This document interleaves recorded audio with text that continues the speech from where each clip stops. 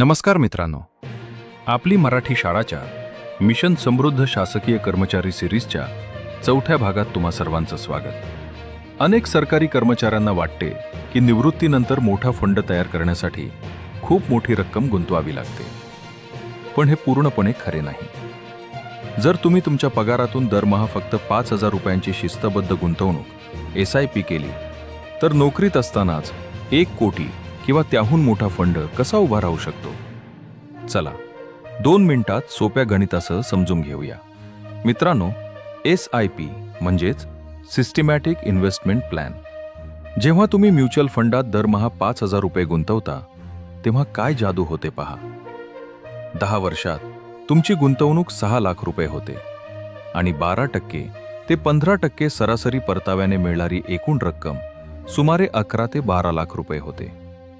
20 वर्षात तुमची गुंतवणूक 12 लाख रुपये होते, पण कंपाऊंडिंगमुळे ही रक्कम थेट 50 ते 60 लाख रुपयांपर्यंत पोहोचते.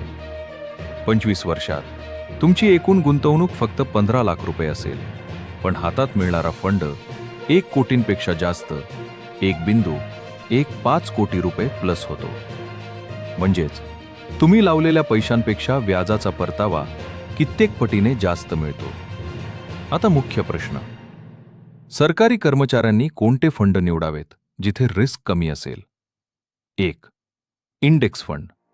देशातील टॉप 50 कंपन्यांमध्ये निफ्टी 50 गुंतवणूक होते. हे सर्वात सुरक्षित आणि कमी खर्चाचे असतात. 2. Large cap fund.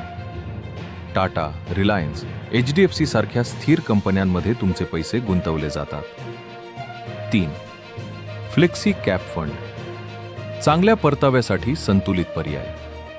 टिप: दरवर्षी पगार वाढल्यावर तुमची 5,000 ची SIP फक्त 10% वाढवली तर हा 1 कोटीचा टप्पा 25 ऐवजी 18 ते 20 वर्षातच गाठता येतो.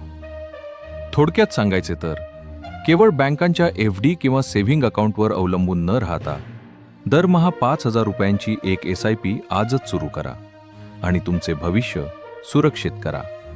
या सिरीजच्या शेवटच्या म्हणजेच 5व्या भागात आपण पाहणार आहोत रिटायरमेंट प्लॅनिंग.